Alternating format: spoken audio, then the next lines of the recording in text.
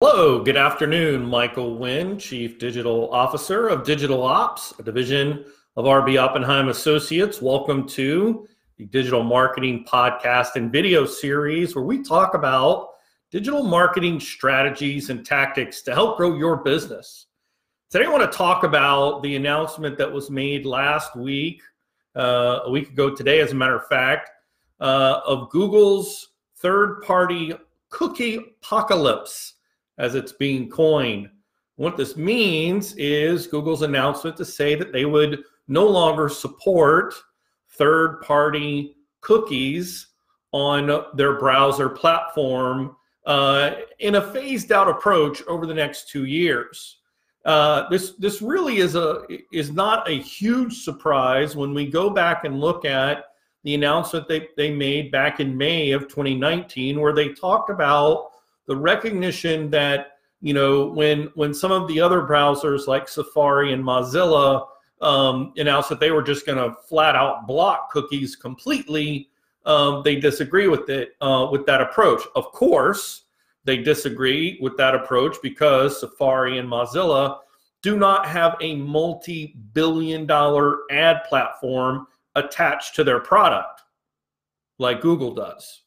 In fact, Google reported up until the third quarter of 2019 that a little over $97 billion in ad revenue from its ad platform is what they reported through the end of the third quarter in 2019. So when they say they're no longer going to support third-party cookies, doesn't mean that they're not going to support cookies, right? What they mean is that they don't want to have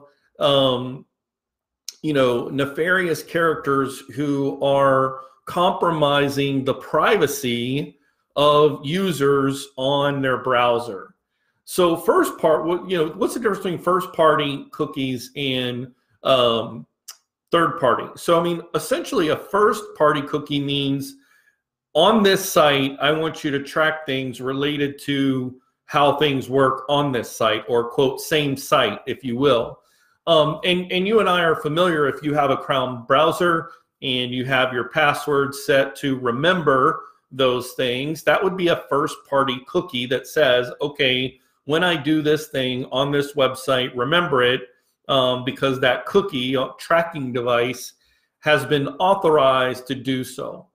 Whereas if a signal, if you will, is coming from a third party, not from your own domain name, and is tracking some of the behaviors on your website, then that would be considered a third party. Now, what's interesting about that is when you go through the process of registering and installing one of Google's own cookies, meaning maybe you've got Google Analytics running, you've got their Google Ads Tag Manager running. You've essentially gone to the Google platform and gone through the registration process, created a key, if you will, on that side, on their platform, and then on the back end, in your web administrative settings, you've got a place where you can copy and paste that code. So you have administrative authorization for you to approve this third party from Google putting their code and tracking the behavior of visitors that come to your website, which then in turn they can interpret and gather and collect that data for your account through your platform. So what's interesting is that, again, so they kind of started this last summer, followed up in August with this term called the Privacy Sandbox. And they're working with almost like an open source where you've got GitHub, W3C, School, where you've got, basically all of these, web developers and browsers and, people who want to see the privacy of the web, have a better use of protecting us from ourselves and what this information means. So I think it's very interesting that, you know, very similar to how, I don't know if many of you remember, but there was a technology back in the, gosh, probably late 90s, early 2000s. Yeah, maybe early 2000s better, where many websites were built in what was called Flash. And it was a very dynamic way of presenting, you know, a more dynamic moving elements to web design.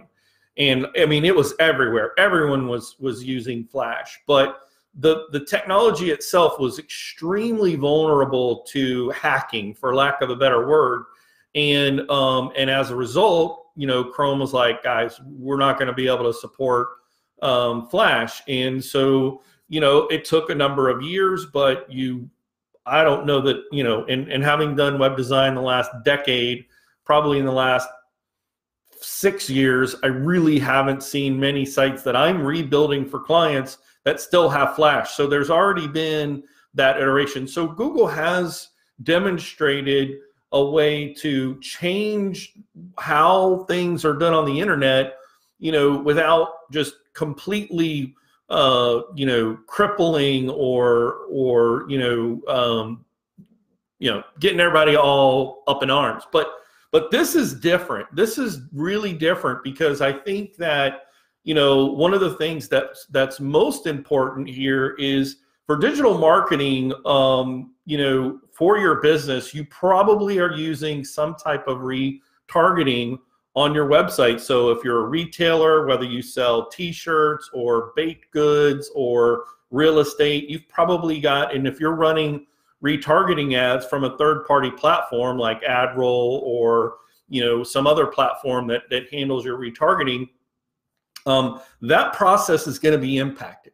Now, we're talking about, you know, an evolution or an adaptation, and it could be that this privacy sandbox becomes an area where, like what Google has now, where you go to the platform, you create a key that you, the author of the website, then go to your website and create this other key to be able to say, I'm authorizing that. But that doesn't mean that you're going to be compliant, if you will, with these terms of service with regards to how the browser works.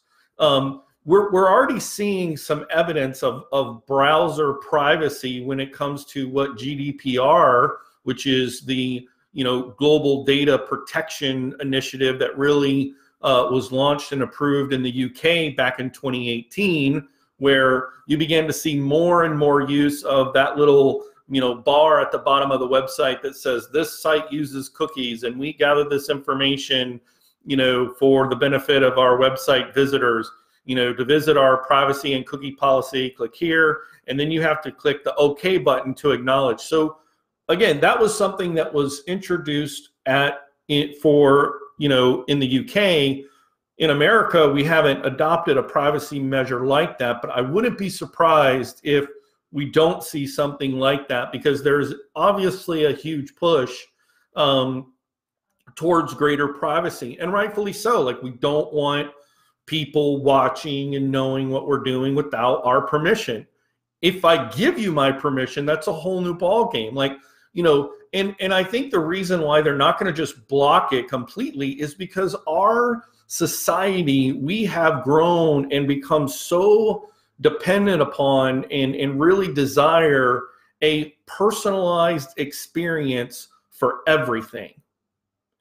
I mean, think about it. The way you've personalized, the way you watch television is so completely different than what it was just 3 years ago, right? So when I turn on my Netflix, it's got the last show that I watched. It's got other shows that look like, you know, or are similar to, have the same actors. It's the same genre. Like, that kind of, you know, personalization is what we want. We like that. And when we can have content, whether it's entertainment or the web or whatever, if we can have it the way we want it, when we want it, we're gonna make sure that we have that. I mean, Music is the same way, right? That's the reason why we have Pandora. That's the reason why we have Spotify and some of the other, entertainment and content programs that allow us to personalize. So, and Google said in its own right that, part of this migration over the next 2 years to remove what is the current existing configuration of third-party cookies that are enabled or that are tracking information on their browser, that they want to create a healthy ad-supported web, right? So, I mean, they're at least saying, hey, we're not getting rid of ads, guys, because what they know is that when there is relevant personalized behavior matched with the correct kind of ads, businesses' conversion metrics, and by their own reporting, increase 52%. So showing ads in and of itself on the web isn't good. It's only good when it's matched with the proper behavior, which means you're tracking what people are looking at so that you make sure that when you show them that, that ad content, it's contextual, it's personalized. So they're not going to move away from that, but they want to define it differently. So again, a lot of people are panicking last Tuesday and over the last, I've gotten many calls, which is why I wanted to do this podcast video episode, about the cookie-pocalypse that I'm hearing the word coined, because everyone's like, what are we going to do with retargeting? Guys, it doesn't mean that that's going away. It's just going to change how it is, authorized. And so I think it's no different than, what we saw on Facebook when, for 2020, they've changed the rules. And if you're going to advertise for, national issues like hunger or, things that are national quote issues, or if you're going to target or create ads around credit worthiness, or housing, again, all of these things are these sort of protected, areas and very personalized and personal and are often, the kinds of things that are used in ways that are, a discrimination against specific ages or specific races or, things like that. So they changed the way, if you're going to run an ad in 2020 and you're going to try to advertise for a political candidate, the way you're going to go about doing that is completely different than the way you did it in 2016. I mean, 2016 was the wild, wild west. You could just fire up some ads, create a Facebook page and start, spitting out ads targeting people that are, talking about this and that and gun control and border control and whatever you wanted to do. And they were scrutinized, obviously. We all saw Mark Zuckerberg go in front of the House Senate Committee and, was grilled in front of Congress. And so they made changes, right? And they made it to where if you're going to run ads like that in 2020, you are going to have to prove that you are a legitimate business and that you have a legitimate reason to run those ads. And you're going to have to prove that you are company X, that you say you are. And I mean, that process is 100% in effect. I mean, if you're a realtor today, you can't just click on the boost and boost a post because you have to go through the process of claiming and creating an ad that is qualified under the special category for Facebook because it has now been classified as a specific type of ad and requires you to go through that authentication period. So we are seeing changes in many of the digital rules and landscape because it's been such a wild, wild west that what was originally created as a well-intended capability has been manipulated in a very negative way. And so I believe Facebook, I believe Google, I do believe that they want to improve privacy. I do believe that they're going to, take further steps to be able to protect us from ourselves because we don't really know, what's happening and why when I click on something or go to a website and then I go somewhere else and then all of a sudden I'm seeing ads for that site that I was on before. There's a lot of people that have no idea what that's about and how it works. And unfortunately, there are companies that use that for malicious and or deceptive interests. So anyway, to circle back around again, so Google has talked about this process, and they're talking about the origin trials of this sort of progression as we go through the next 24 months, where they're going to have conversion measurement and personalization components as part of the privacy sandbox. So I'm quite certain that the ad serving web world that we live in today is going to evolve based on that people want their privacy. They want to have the option to give permission for their privacy or for maybe some elements or not some elements that information can be shared. Because here's the thing, guys, let's get real. The fact of the matter is that when it comes to convenience, we will sacrifice privacy in a snap, right? I mean, we will absolutely put in our credit card number and say yes. If I can save myself 8 minutes every day by paying $1 whatever a month, I mean, that's just a kind of a random example, but the fact of the matter is, if it's around convenience, we will absolutely sacrifice privacy. So again, the big picture here is, oh my gosh, third-party cookies are being, they're not going to be supported by Chrome. Chrome currently powers 56% of all of the browser traffic on the planet. And when you compare that to the next most popular Safari browser, which is Safari, which only has 17% market share, that's a huge disparity. Like, they really control, they are the browser of choice. And it is because they have a revenue product that's tied to it, which gives them money to then develop and change and enhance and improve. So again, I think the biggest point here is that, yes, things are changing. Well, guys, guess what? Everything is changing. Change is inevitable. So what are you going to do as a business? I think one of the things that we have been preaching for some time is, do not rely upon third-party data to be the single source of information when it comes to how you're going to deploy and how you're going to execute your digital marketing efforts. It's really important that you have your own ways to collect first-party data, because when you have first-party data, it then allows you to create what we call lookalike audiences. So, whether you're on Facebook ad platform or whether you're on an ad roll ad platform, you have that ability to say, I have this group of data that's ours. We own it. We've collected it. We had a form on our own website. We presented it in front of someone and said, if you would like to know more information about us, give us your information and we'll make sure that you get it.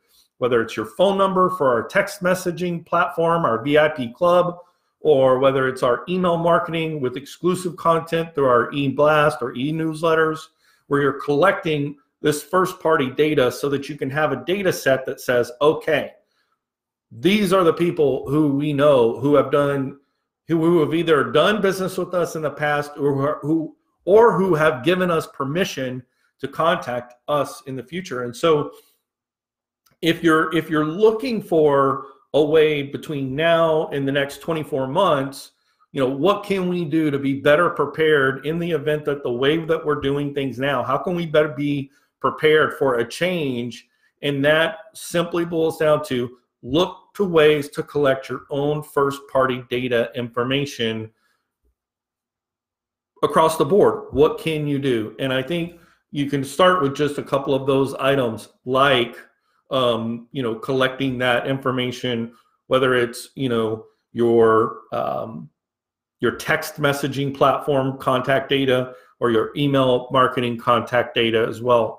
Now, another thing, when it comes to first-party data, I think that a lot of people don't understand, or they overlook or don't think about is, you know, when you collect information in response to or get feedback from people who either do business with you or who you would like to do business with, that you've somehow, you know, garnered their attention. So survey information, right? So whether you're using SurveyMonkey or some other type of polling data where you're gathering data that, whether it's interest-based or, you know, whatever the content of that survey is, that is also first-party data that you then can map and own and help provide you with, you know, strategic, data-driven strategies in order to improve your digital marketing efforts as we move into 2020 and as we look into 2021 and 2022. The game is going to change. So how can you amass your chips, right? Your first-party data, your first-party cookies, and start baking a successful digital marketing campaign for the future. Guys, I hope this has been informative for you. I'm actually going to put some links in the blog post that'll be part of this recording with the video, where I'll have a link to the Wall Street Journal article that had some of the information that I talked about today and quotes from there. I'll also have the links back to the Google actual blog where the chief engineer of Chrome talks about the Sandbox, so you guys can start your own research. If you want to just do, you know, a search, you can just type in Google Privacy Sandbox, and you'll probably find all the links that I'm going to provide anyway, but that's an easy way to do it. Guys, thank you so much for tuning in today. My name is Michael Wynn. I'm the Chief Digital Officer of Digital Ops, a division of RD Oppenheim Associates. Thanks for tuning in, and we'll catch you next time.